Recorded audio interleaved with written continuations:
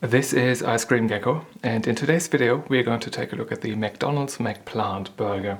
I never had this before, and I bought this at my local McDonald's for €4.79 just a couple of minutes ago. And without further ado, let us open up the package. This is a semi-new-ish product. It's not very new anymore, but I'm not the quickest one to get to new fast food products, am I? I think you have come to know me for my lateness in that regard.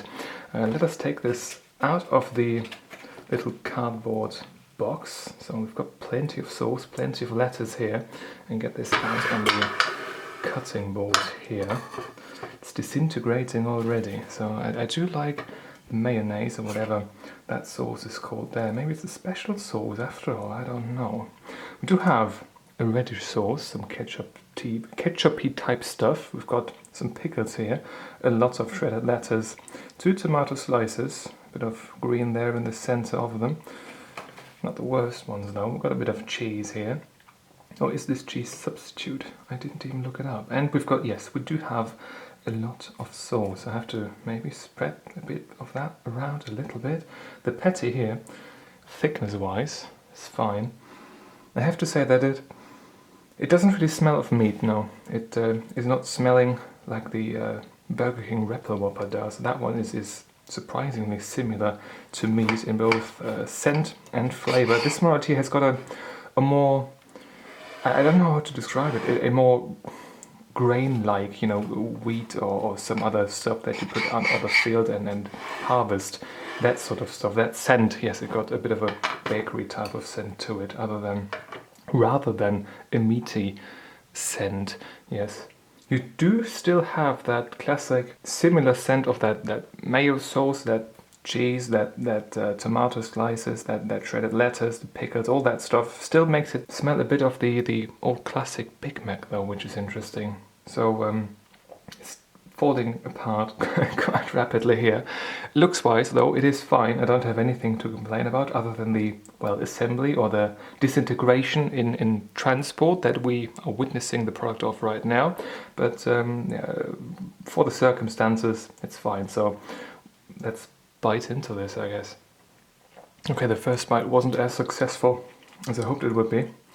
Yeah, it falls apart even more now. I do taste some ketchup. I do taste the tomatoes. Cheese not so much, a little bit. The texture of the shredded lettuce is fine, not too old here, I guess. But I don't taste any meat or any meat substitute flavor as of yet. Yeah, same story here. There isn't really an interesting texture to this patty as it is presented here in that package. There is a sort of mass inside of that. You can feel that, and a mass that is not the cheese, not the tomatoes, and anything else that I've mentioned before. But it's not even close to meat texture in this package here, I don't think. No. Okay, I'm going to eat the last piece of the one half, and then we're going to take a closer look at the patty all by itself. Okay, I have made use of the napkins that were provided, which is nice, and now it is finally, once again, tweezer time. I'm going to put things to the side here for a little while, and then we're going to, oh my god, it's swimming around on this thing here. Let us take a little piece of that, try to rid it of some of the sauce that is on there, and I guess clean off the tweezers here and try to eat that on its own. When you look at it closely, it looks like a brownish mass. It doesn't really look like ground meat, no, but there is a texture in there that doesn't look quite plant-like, maybe. It looks interesting. It doesn't look bad. It doesn't have that olive tint to it that previous products like these had. Looks-wise, it's definitely okay. So let's taste this on its own. Yeah, okay, that's surprising. Texture-wise, it's a lot softer than expected. It feels like almost a semi-liquid mass. Not really something that resists your teeth at all. No. There are smaller pieces inside of it that sort of, you know, I guess fight your bite a little bit, but For the most part, it just feels that there are some particles, harder particles in here, and a lot of filler that keeps it all together. It doesn't really have a chewy texture like ground beef does, so this is, I guess, in a way just a filler material. It does a good job as a filler material for a sandwich like this, but on its own, I don't think that this is all too great. Now, there is a certain grill flavor to it, but when you take the main actor of a sandwich like that, and you do taste the tomato more than you do the main actor, then yeah, you don't really have too much flavor in that main acting ingredient of this here, which is a bit unfortunate. It's fine as a substitute, I guess. I think the Burger King Rebel Whopper is the last one I had from Burger King. That one was fantastic. This one right here doesn't really live up to it. I think I did have a like veggie burger from McDonald's that I really liked many years ago, but that was a sort of a like vegetable burger, almost vegetable patty. That was great. They discontinued that though. I don't know why, because it was fantastic. But these meaty things here, no, not really McDonald's forte, I think. At least not here in Germany, where I am buying this sort of stuff.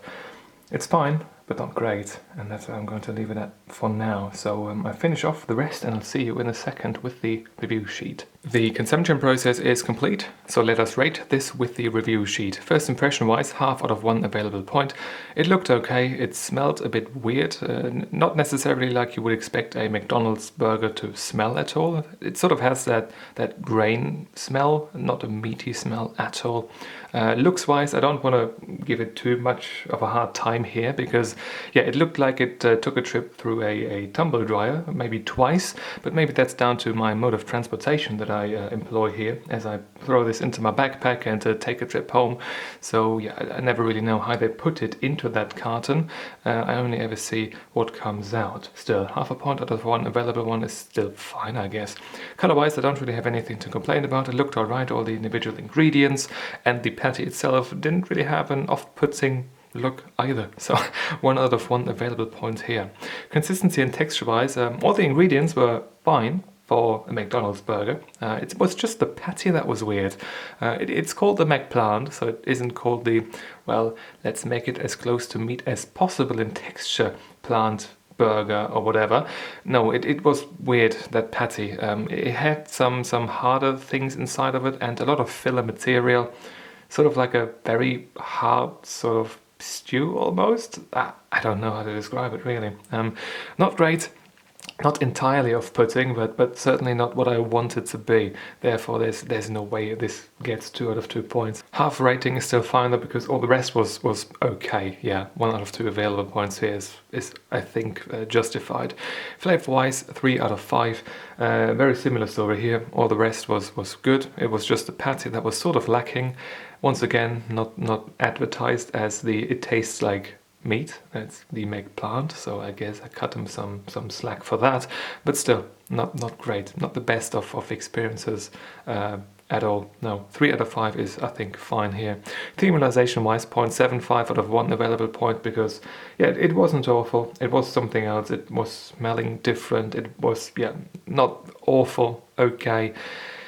Maybe I should give 0.5 point, I don't know, 0.75 is it for me here, and that adds up to a total sum of 6.25 out of 10 for the McDonald's McPlant. And that shall be it for the moment. If you've got a question or a video suggestion, leave it in the comment section down below. And if you want to see more videos just like this one, feel free to subscribe. Thank you very much for watching, and I hope I'm going to see you soon. Until then, bye bye.